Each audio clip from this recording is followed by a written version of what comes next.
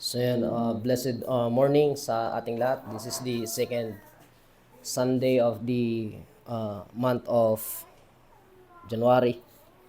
So salamat sa mga patutuo na ating narinig. It's so very touching yung mga sinabi nyo. And I was nagulat doon sa mga testimony because it was related dito sa ating pag-uusapan today. So talagang mahiwaga ang Diyos at makapangyarihan siya at alam niya kung ano yung dapat imensahe. And I was praying na yung mensahe is talagang galing sa Kanya. Not in our gawa-gawa lang. At masarap na mag-message na pinag-pray mo siya at talagang inaral mo siya. So, so magandang umaga po at naway tanggapin natin ang mga pagpapala na nagmumula sa kanyang mga salita ngayong umaga. So there was a man named Aurelius Augustus. Tinatawag din siyang Augustine of Hippo or Saint Augustine. Siya ay tinatawag ng Encyclopedia Britannica kapag ni-research natin who is this man. Yun ang mag-a-appear doon sa ating research. So, meron tayong mga bagay na nasasabihin ako dito which is related doon sa ating pag-usapan this morning. Sabi ng Christian History Magazine, siya daw ay next to Saint Paul. I think isa sa mga preacher na nalungkot na din ako sa kanyang pangyayari sa kanyang buhay, but yung mga sinabi niya tungkol sa taong ito is truly totoo. Sabi ni Steve Lawson, siya daw ay pangalawa kay Saint Paul pagka pinag-aralan daw yung buhay ni Saint Augustine of Hippo. So bakit? Kasi sabi ni John Piper, napakalaki ng impluwensya niya sa Western world. Sabi niya is staggering. Sabi ni R.C. Sproul, he is a man whose shoulder the whole history of theology stands. Siya daw ang taong nakaangkla sa kanyang balikat ang theology, kung bakit nagkaroon ng malinaw na teolohiya ay dahil din sa tulong nitong taong ito na nagangalang si Saint Augustine. So, the great 19th century theologian, sabi ng isang theologian na si B.B. Warfield, it was Augustine who gave us the Reformation. Si Augustine daw yung nagbigay ng Reformation. But truly, yung nagbigay naman talaga ng Reformation, it's not Augustine but God. But God uses Augustine. So si Jerome, contemporary of Augustine, said, establish a new ancient faith. Pag-establish daw ng yung lumang pananampalataya in-establish ni Augustine. At marami siyang na-impluwensyahan ng mga kilalang tao sa Reformation. Katulad nila Martin Luther, Calvin, Zwingli, so si Wycliffe, John Hus. So lahat ng ito na-influensyan sila doon sa writings ni Saint Augustine. Pero sino nga ba itong si Saint Augustine nung bago hindi pa siya nakakilala sa Panginoon? So si Augustine was born in Africa noong 354 AD. So, yung kanyang tatay ay pagano at ang kanyang nanay ay isa sa mga debotong Kristiyano. At sabi ng historian na si Philip Schaff, sabi niya si Monica, yung nanay niya, is one of the noblest women in the history of Christianity. So, to make this story short, kung sino pa man itong si Augustine na ito, meron siyang problema. Ang kanyang pinaka-problema yung lust of the flesh. Namuhay siya na marami siyang naging babae. Mag-aaralan natin straight talagang sabi niya, hindi niya makayanan na mawala yung mga bagay na yon. But one day, na-meet niya nakinig siya doon sa preaching ni Ambrose of Milan at tinatawag ng mother niya si Ambrose of Milan na the angel of God dahil doon sa pangyayaring iyon ay na-convert itong si Augustine. At one day, si Augustine ay sa kanyang searching soul, he was weeping. Nag-umiyak siya in the most bitter contrition of my heart. Sabi niya gano'n. So, talagang umiyak siya because gusto niyang magbago. Gusto niyang makalaya doon sa kanyang kung saan siya nakagapos, yung kasalanan na yon, yung lust of the flesh, yung ah, immoral na ginagawa niya. So, I think nung mga nakaraan ay nasabi ko to in a Latin word yung tolelege, which means pick up and read, pick up and read. And he was narinig niya ito nung may mga batang naglalaro at yung nilalaro nila, yung chanting ay yung sinasabi ng mga kabataan ay pick up, read it, pick up, read it. And immediately, sabi dito sa source na kung saan natin nakuha ito, ay binuklat ni Augustine yung Bible at tumama yung Bible, yung kanyang nabuklat ay dun mismo na buklat niya sa Romans 13 verses 13 to 14. Ang sabi doon ay not in carousing and drunkenness, not in sexual excess and lust, not in quarreling and jealousy, rather put on the Lord Jesus Christ and make no provision for the desire of the flesh. So ito'y tumama sa puso ni Augustine at instantly, sabi niya, as the sentence ended, nang matapos niyang basahin, there was infused in my heart, sabi ni Augustine, there was infused in my heart something like that the light of false certainty and all the gloom of doubt vanished away. Kasi akala niya hindi na siya mababago. Akala niya wala nang kapangyarihan na pwedeng siyang makalaya doon sa kanyang kasalanan. But when he read it, doon nagsimula yung pagbabago sa buhay ni Augustine. Kaya noong Easter Sunday ng 387 doon sa Milan, which is Ambrose, he received baptism. Nagpabautismo siya at ang kanyang panalangin ay ganito, O Lord, you have loosed my bonds. Ibig sabihin, pinalaya mo ako sa aking pagkakagapos. And Augustine prayed and sabi niya, I will offer to you the sacrifice of thanksgiving. Let my heart and my tongue praise you, and let all my bones say, Lord, who is like unto you? Let them say so, and answer you may, and say unto my soul, I am your salvation. And it was now a joy to put away that I formerly feared to lose. For you did cast them away from me, O true Lord, highest sweetness. So kaya ng mga sinasabi natin kanina, merong bago. May ginagawa ang Diyos. And I think this January 9, yung translasyon ay nangyari na naman ulit sa, wala nang bago doon.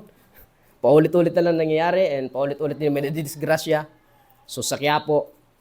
And January the 8 ay yun ay history ng Christianity. If you research ulit, yun ang pagkamatay ng 5 missionary in the Ecuador. By the name of, nakilala itong mga ito, sila Jim Elliot, Nate Saint. So, but it was, sa mga pangyayaring yun, ay mayroong ginawang Diyos na bago sa buhay na nung namatay itong mga santong ito, mayroong ginawang Diyos sa Christendom. Ginising niya ang Christendom. And ngayon naman, itong translasyon sa Pilipinas ay paulit-ulit na nangyayari. Kung noon, yung sinasamba ng tao, nakakita ko sa Facebook, yung nilalagay nila, inahambing nila yung baka na sinasamba ng mga Israelites that time. At ngayon, yung sinasamba itong si the Black Nazarene doon sa Quiapo. So, paulit-ulit ang mga nangyayari sa bagay na iyon. Sa taong ito na nung taong 2025, medyo maraming mga pangyayari sa buhay natin na nangyari na iba't iba. At merong mga hindi ka nais-nais. Naranasan natin yung mga super typhoon, mga pagbaha, paglindol, at maraming mga trahedyang pinagdaan. Okay? So sa politika naman, yung mga ghost project ay kita natin, mga sangkot sa flood control. talamak na korupsyon sa bansang Pilipinas. Bagamat may mga pangyayaring mga ganito na tayo kinaharap, still ang Diyos ang may control sa lahat ng bagay. At salamat sa Diyos at hindi niya tayo pinabayaan. And still, sabi niyo nga, narito tayo. Diba? Papatuloy sa Panginoon. Kahit na tayo paulit-ulit din na bumabagsak sa ating kasalanan at minsan ay naapektuhan ng malubha ang ating pananampalataya sa Diyos, tunay ang grasya ng Diyos, ang kanyang biyaya ay sapat sa kanyang mga hinira. Tunay ng Diyos ang nag-iingat sa atin upang maibalik sa daang matuwid tungo sa Kanya. May mga pangyayari sa ating espiritual na minsan tayo lang ang nakakaalam at ang Diyos. May mga panghihina, may mga pagkabagabag ng ating kalooban, minsan pa may mga kakulangan ng ating pagtitiwala sa Kanya. Pero, salamat sa Diyos na natapos ang taong 2025, tayo na natiling nakatayo, nagpapatuloy sa pananampalatayang ito, at yan ay dahil sa Kanya. At patuloy pa rin na gumagawa ang Diyos ng bago sa Kanyang mga lingkod. Naniniwala ba tayo doon? Gumagawa ang Diyos ng mga bagong pangyayari. Nangyayari ngayon. At kahit sinabi pa ni Solomon na wala nang bago sa ibabaw ng mundong ito, and it's true. Dahil paulit-ulit lang naman nangyayari. Yung nangyari noon ay nangyayari ngayon. Tunay yun.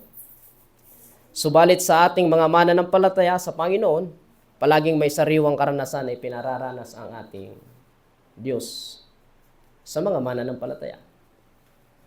At lahat ay sariwang salita ng Diyos ang ating kinakain. And ay sa mundo ng mga Kristiyano yan. Ngunit sa mundo ng mga makasalanan at hindi mananampalataya, ang lahat ng bagay ay pag-ulit-ulit lamang. Kaya ngayong umaga ay makipagbuklat kayo sa akin sa aklat ng Isaias, Kabanata 43, talata 18 at 19. Isaiah 43 verses 18 to 19. Ganito po ang sinasabi.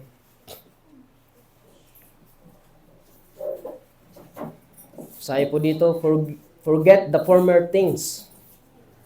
Do not dwell on the past. See, I am doing a new thing. Now it springs up. Do you not perceive it? I am making a way in the wilderness and streams in the wasteland. Ano nga ba sa Tagalog? Sige, pakibasa po sa Tagalog. Ito ang sinabi niya.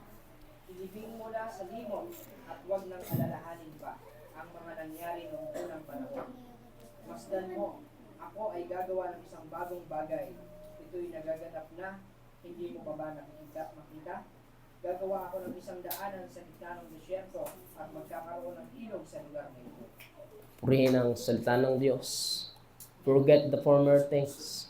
So kaya ngayon yung ating pag-uusapan at pinamagatang see, I am doing a new thing. Tingnan mo. Meron akong gagawing bago. Wow. Sarap pakinggan yun kasi siya mismo nagsabi noon, see, I am doing a new thing. May gagawin akong bago. Tingnan mo.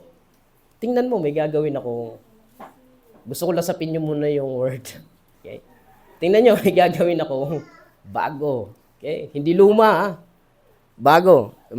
Minsan, pagka tinapay luma, hindi masarap kainin, ano? Mas masarap yung bago. Di ba? So, tingnan natin to. So, although yung ang context nito, ayon dun sa mga commentaries, ay sinasabi dito ni Lord sa mga Israelites, ay kalimutan yung mga nangyari na nakaraan. But it does not mean nakakalimutan nila yung pangyayari na niligtas sila ng Diyos sa Egypt. Hindi nila pwedeng kalimutan yun. Okay? So, sabi ni Matthew Henry, dun sa kanyang komentary, sabi niya, the deliverance from Babylon is foretold. But there is reference to greater events. So, yung nangyari sa Babylon ay sinabi dito. Pero mayroon pang mga gagawin. Okay? Mga kamanghamanghang mangyayari. Katulad na sabi niya, the redemption of sinners by Christ.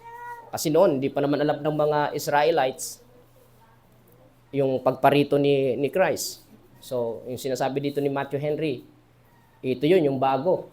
The redemption of sinners by Christ. The conversion of Gentiles and the recall of the Jews are described. So sabi niya, all that is to be done to rescue sinners and to bring the believer to glory is little compared with the wondrous work of love, the redemption of man.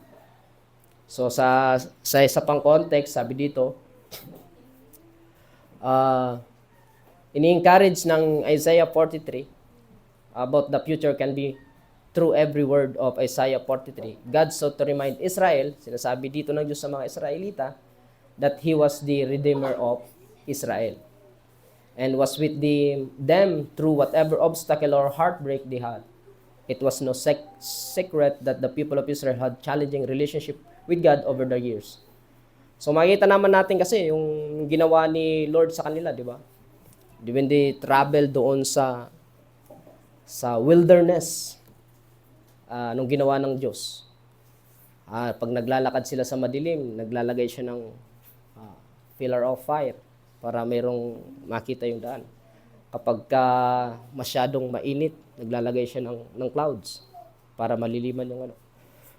So, yun ay mga pangyayari sa buhay ng mga Israelita at hindi nila pwedeng kalimutan yung mga bagay na yun na ginawa ng Diyos. Marahil ang mga bagay na kalimutan nila, yung mga bagay na hindi angkop o hindi ayon sa kalooban ng ating Panginoon. O marahil, ang akala kasi nila, sila lang ang maliligtas. No. Sinasabi dito, there was, yung new thing ay ililigtas ng Diyos ang mga makasalanan. Not by, katulad ng ginawa ni David na nakipagdigma siya, but by the sending of His Son, Jesus Christ. That was a new thing, yung sinasabi niya doon sa mga Israelites. Okay, yun ang pag pinag-aralan natin siya we dig on deeper dito sa sinasabi. But today ay naman ang application nito sa atin bilang mga mananampalataya, bilang mga tagasunod ni Christ, ni Kristo sa panahong ito. May mga bago pa kayang gagawin ng Diyos sa buhay ng mga mananampalataya? Yes, there is. Palaging meron sa buhay ng mga mananampalataya. Palaging meron bago. Kaya sa umagang ito, sa sermong ito, ay meron akong dalawang paksa. Una, ang paglimot sa nakaraan at pagharap sa kasalukuyan. Yan ang unang puntos. Yung pangalawa ay, ang Diyos ay laging merong nakalaan. So yan ang ating pag-usapan sa ilalim nitong See, I am doing a new thing. Una, tingnan natin yung una. Ang paglimot sa nakaraan at pagharap sa kasalukuyan. So bagamat makikita natin sa talata na sinasabi dito na forget the former things, kalimutan mo yung mga nakaraan. Do not dwell on the past. Huwag mong kapitan yon. But yung pagliligtas ng Diyos sa mga Israelita sa Ehipto ay ang mamilagrong paglalakbay nila sa disyerto, kagaya ng binanggit ko kanina, ito'y hindi nila pwedeng limutin sapagkat ito'y katibayan na ang Diyos ang gumawa ng mga bagay na ito sa kanila. Ngunit ang paglimot dito ay may kaugnayan sa gawaing pagliligtas ng Diyos sa kanilang mga kaluluwa. Ito'y hindi sa pamamagitan ng katulad ng pagliligtas niya sa kanila sa Ehipto. Ito'y bago sapagkat isusugo niya ang kanyang bugtong na anak upang iligtas ang mundong makasalanan. At ito'y hindi lang partikular sa kanila, kundi sa lahat ng sasampalataya, kaya't limutin sa kanilang isipan ang makasariling tanging sila lang ang karapat dapat. Yeah?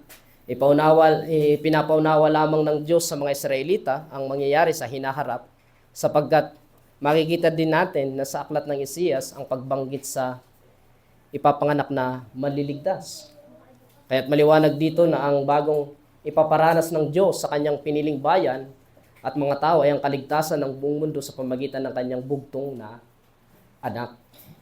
At mayugpong ang lahat sa kanyang lahat ng kanyang pinili at hinirang maging Hudyo paman o Hintil. Ang pagsugo kay Apostol Pablo sa mga Hintil ay katuparan sa kanyang pangakong pagliligtas. At ito'y minsan hindi maintindihan ng mga Israelita sapagkat ang kanilang inaasahan ay sila ang maghahari sa mundo, sa buong mundo. Ngunit hindi yun ang nais na ng pagpapakita ng Diyos ng paghahari, kundi ito'y spiritual na aspeto. Yamang nakita natin ang konteksto nito, ang kahalagahan naman ito sa ating bilang mga mananampalataya. Sa panahong ito, anong kahalagahan nito? So dapat natin limutin ang mga bagay na walang kaugnayan sa paglago natin bilang mga mananampalataya. Mga bagay na humahatak sa atin upang tayo hikayatin na manghina sa pananampalataya. May mga bagay tayo na minsan pinanghahawakan at ayaw nating bitawan.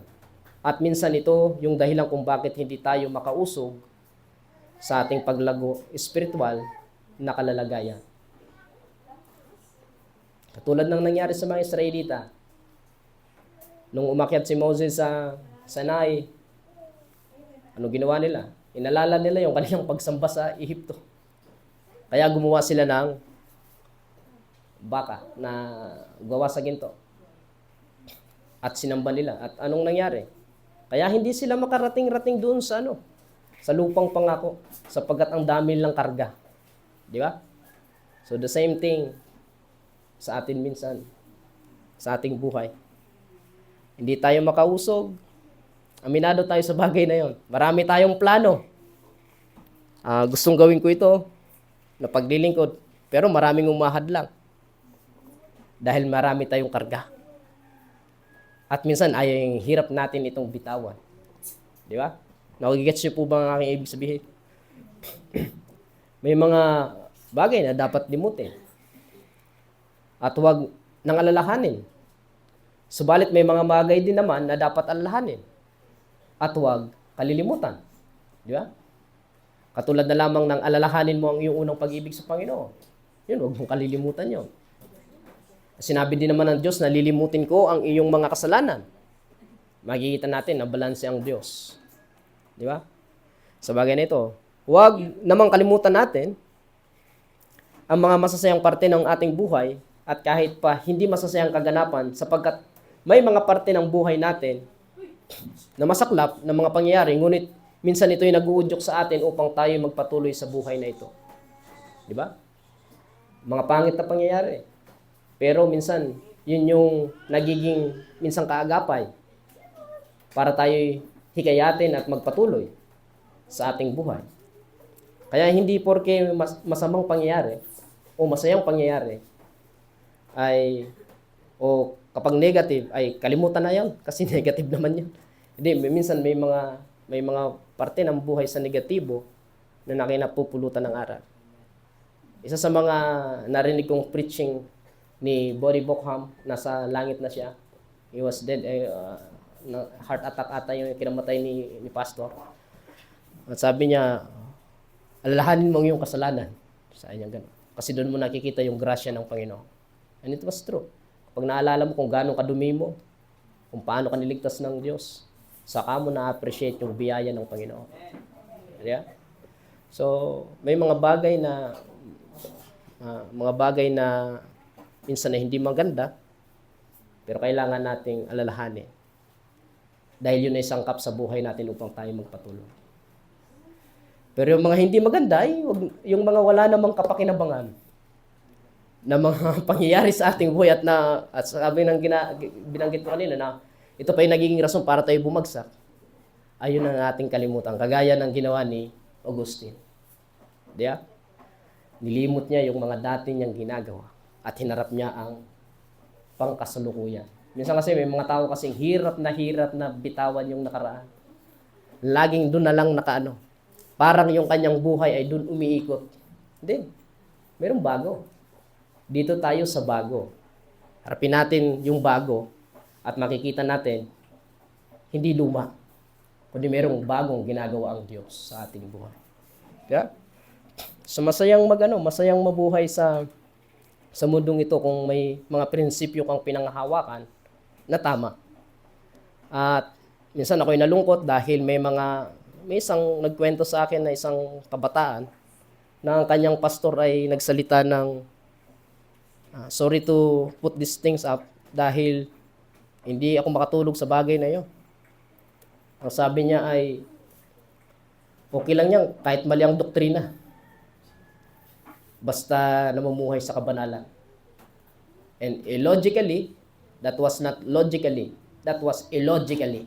Doon pa lang sa paggamit mo ng words, it a words of fallacy, na ibig sabihin, mali yung iyong paggamit, dahil paano magiging tama ang pamumuhay kung mali ang doktrina. There is only one truth doctrine. Kaya nga sinabi ng Ephesians, there's only one baptism. One God. There's only one Christianity. At ang nag-unite sa atin because of the true doctrine. Ang nagdi-divide because of the false doctrine. So, kaya hindi tama yun. Hindi tama yun. So, sorry to say, pero kung ganyan ang pananaw mo at ikaw ay naglilingkod sa Panginoon, you must repent. Dahil mali yun. How yung people makakapamuhay ng tama kung mali ang kanilang naiintindihan. Kaya nga dito sa church, sinasabi natin yung truth. At makikita natin sa ating buhay na namumuhay tayo doon sa tamang paglilingkod sa Diyos. Sa tamang daan. Yung will of God. Even though ang church is not perfect, may mga flawed din sometimes sa buhay natin. But yung ganong klaseng statement, it's not one to consider. Di ba? So, ang ibig ko sabihin ay may mga bagay na katulad nun na hindi pwedeng iakma sa ating prinsipyo bilang mga Kristiyano. So, limutin ang mga bagay na nagpapabigat sa ating paglakad sa pananampalataya. Huwag nating yung panghawakan, kundi ang ating panghawakan ay ang mga bagay na may pakinabang sa ating buhay pananampalataya. Kaya nga sa naglipas na 2025, may mga bagay tayo na pilit binabalikan na walang kaugnayan sa ating paglago, ay kalimutan na natin yun. Mga bagay na natisod ka noong 2025, kaya hindi ka na pagpatuloy, kalimutan natin yun. Di ba? Harapin natin yung pangkasalukuyan. Mag-ipon tayo ng mga magagandang alaala na panghugutan ng lakas sa mga susunod na panahon. Dapat ganon, yung mga pangit, dapat yung iipunin natin ngayong 2026. Hindi ko sinasabing lahat yan ay magiging positive. Talagang may negative yan, pero dapat mas marami yung mga positibo. At yun ang ma-remember natin sa paglakad natin this 2026 hanggang dalhin tayo sa 2027. Di ba? Sarap na maglingkod sa Panginoon na this 2025. Tama na yun, yung mga ganung bagay. Dito naman tayo. Bago naman. Bakit tayo? Itong church ay makita sa atin yung paglago bilang mga Christian. At kahit isang step lang sa one at a time. Hindi mo kailangan tumakbo. Salamat sa Diyos dahil may mga kabataan na nag-aaral ng instrument. So, that's it. Huwag lang sa una. That is a commitment. Kailangan mag-commit ka na this 2026, paggamit ako sa Lord. Di ba? So, masarap mga youth na maglingkod at gamitin ang buhay natin sa ating paglilingkod sa ating Panginoon. Minsan, ang paglimot sa mga bagay na walang kapakinabangan ay nakakatulong sa atin upang tayo'y maging ganap sa mga hangarin natin na paglilingkod sa Diyos. At ang kanyang sinasabi na limutin nyo ang nakaraan, ito ang kanyang payo. Ito yung sabi ni Lord. Minsan ito yung mga alalahanin na nagpapasakit sa ating isipan. Araw-araw siguro, mayroong mga ganito, na mga alalahanin na nagpapahirap sa ating isipan. at kalooban, mga takot at pangamba. So, hayaan natin na tayo'y makalaya sa mga bagay na ito. Okay? At harapin ang kasalukuyan, hinaharap, mahalaga ito bilang mga Kristiyano sapagkat ang nakaraang oras ay hindi na balik. At ang nagdaang araw ay hindi na pwedeng balikan. Ito'y balik tanaw na lamang. Tayo may inaasahan sa hinaharap. Tayo may pag-asa sa dakot paroon. Yun ang ating tingnan. Yun ang ating asamin. At ngayong 2026, tayo'y maglakbay sa pananampalataya na nagkakaisa. Ang diwa, mithiin, nabutin ang mga wala pa kay Kristo. Tayo magsama-sama. Nang sa gayoy, matapos man ang taong 2026, ay meron tayong madalang kaluluwa para sa ating Panginoon. So, hayaan natin na mapalitan ang mga nakaraan ng mga bagong karanasan sa paglilingkod sa Panginoon. Bago naman. Diyan? Kung alam nyo na yun. Diyan? So, kaya sa pangalawang punto, ito yung sinasabi dito. Ang Diyos ay laging merong nakalaan. Diyan? Kung lilimot yung harapin natin ang kasalukuyan. So, yung kasalukuyan ngayon, ang Diyos naman ay meron siyang nilalaan sa bawat isa sa atin at sa simbahang ito. So, maraming pwedeng gawin ang Diyos. Sabi niya nga sa verse 19, ito yung ating pamagat, ang ating pinag-usapan, see, I'm doing a new thing. Tingnan mo. Huwag mo ipikit ang mata mo. Idilat mo, tingnan mo. Tingnan mo, tingnan mo ito. Meron akong ginagawa, bago. So, kahit yung mga testimony natin ay parang hirap nung tanggapin. Hindi.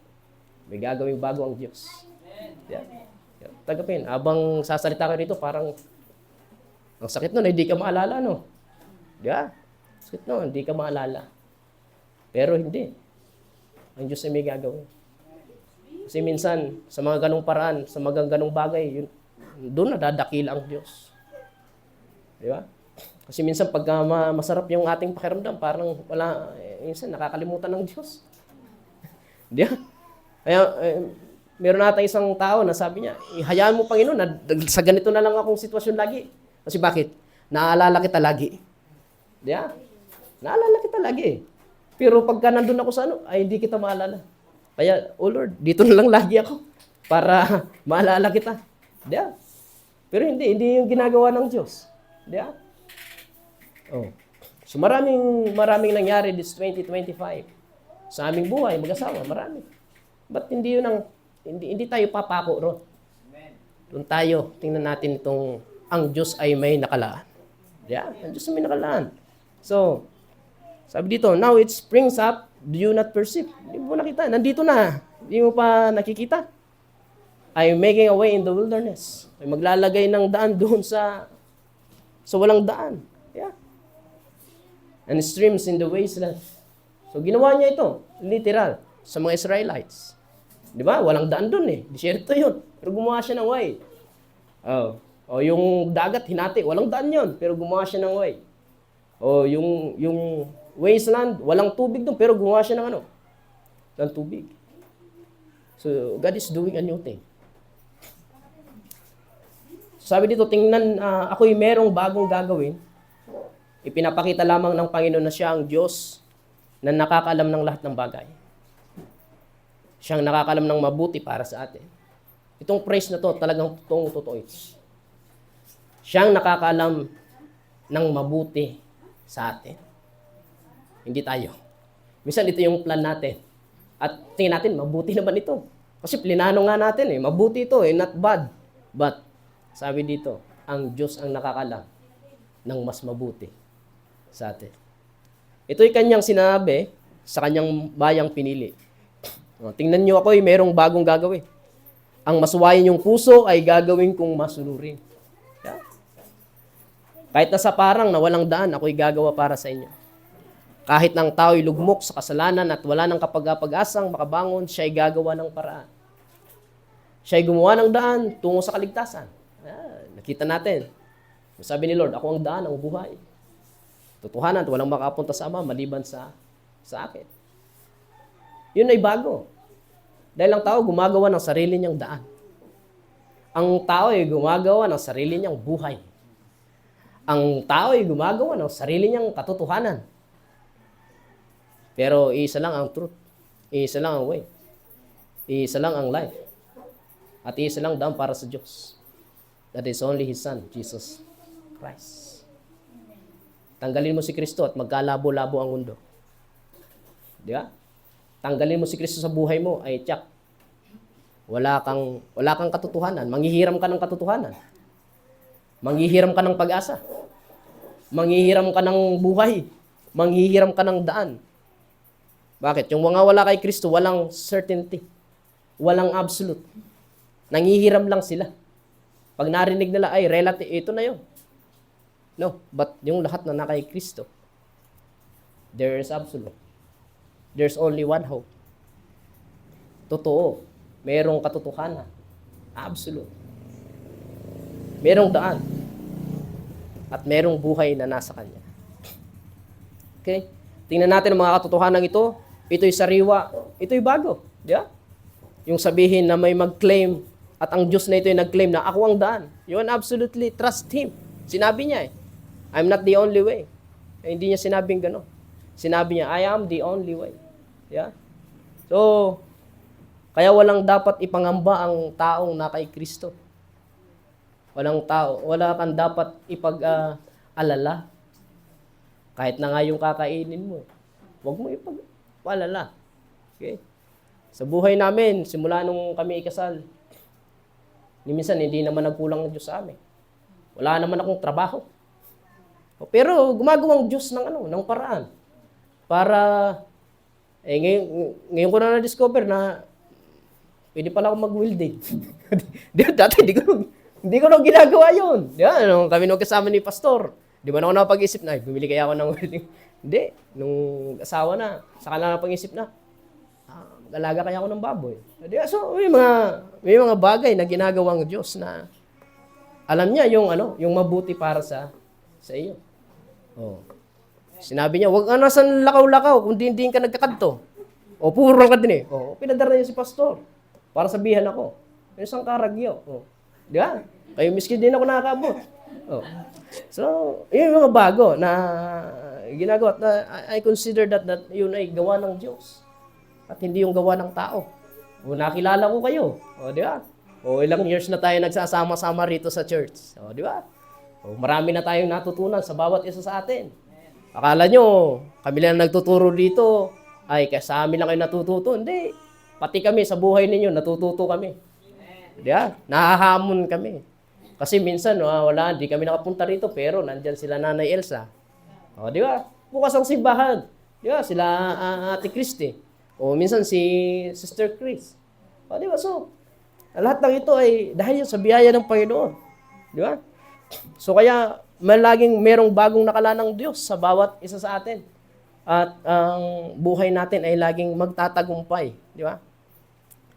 Sa ating mga taong pinatawad ng Diyos, sa ating mga kasalanan, minsan dahil, minsan ang nagiging, nakikita kong minsan, nagiging sa atin, problema minsan. Katulad ng kapag tayo tumatanda na sa pananampalataya, minsan ang pakiramdam natin ay hindi na umaayon sa tinatawag na kasiglahan. Di ba? So, minsan nakakaramdam tayo ng tinatamad manalangin.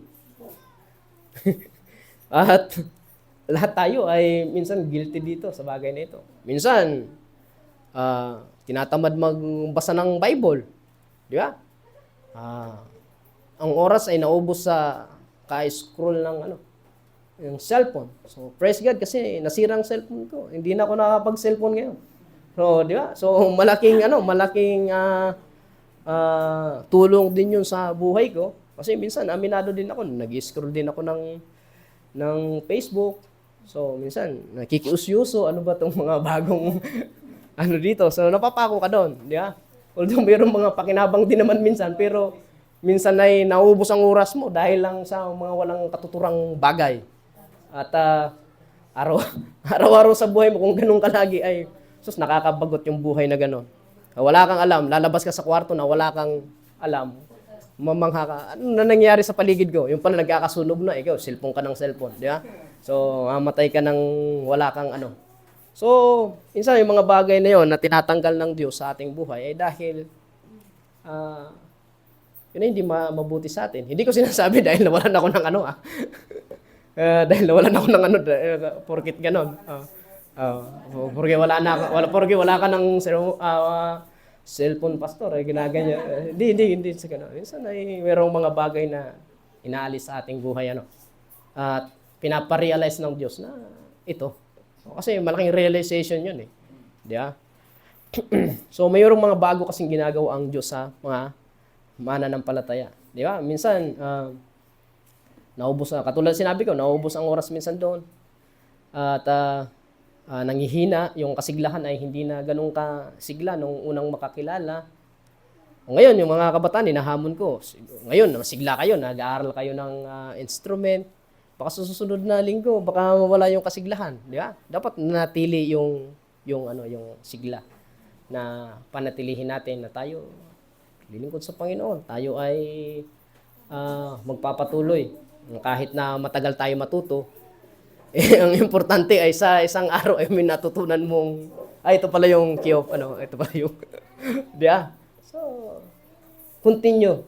Ganoon din sa buhay natin na pananampalataya. Okay? So, tulad ng pagbabasa ng salita ng Diyos, minsan ay nawawalan ng kasigasigan na para bagang ritual na paulit-ulit na lamang na ginagawa at wala ng bago. Actually, laging may bago pagka binasa mo yung salita ng Diyos. Lagi meron itong sinasabi sa iyo. Tayo ay magkaroon ng kagalakan sa bagay na ito. Tayo magkaroon ng kasiglahang muli. Muli tayong panumbalikin sa kagalakang maglingkod sa Kanya at makipag-ugnayan sa diwa ng kasiglahan na taglay ang paghikayat ng Diyos na tingnan ninyo ako'y may gagawing bago. Okay? Hindi man natin alam kung ano man yung bagay na yon at sa kalalagayan nating natural, panalangin natin sa Diyos na tulungan tayo. At yung mga panalangin natin na hindi pa niya tinutugon ay tugunin niya at magkaroon ng manifestasyon sa ating mga buhay. Ito man sa mga personal nating panghingi o pakikiusap sa Kanya, ito man ay santas ng ating kabuhayan, ito man ay sa pag-aaral, hingin natin sa Diyos. O maging sa mga hinihingi nating paglagong espiritual. Okay? Tingnan natin yung sinabi dito ni Lord na, tingnan ninyo, meron akong gagawing bago. Yeah? Yung mga panalangin natin. So, ano natin sa Panginoon. At para sa ating mga Kristiyano, ang pananalitang ito ng Panginoon ay nagdudulot sa atin ng pag-asa. Pagtitiwala sa Kanya sa lahat ng oras, anumang sitwasyon at kalalagayan mo sa buhay, lagi nating tandaan ay laging merong nakalaan sa iyo at sa akin at sa ating lahat ang ating Panginoon. Tiyak siyang mapagkakatiwalaan, hindi politikang nangangako sa atin, kundi ang Diyos na manlilikha, na nagmamayari ng mundong ito. Siya ay may kakayanang nagawin ang mga bagong bagay sa atin. Kaya tayo magpuri, tayo magpasalamat sa Kanya.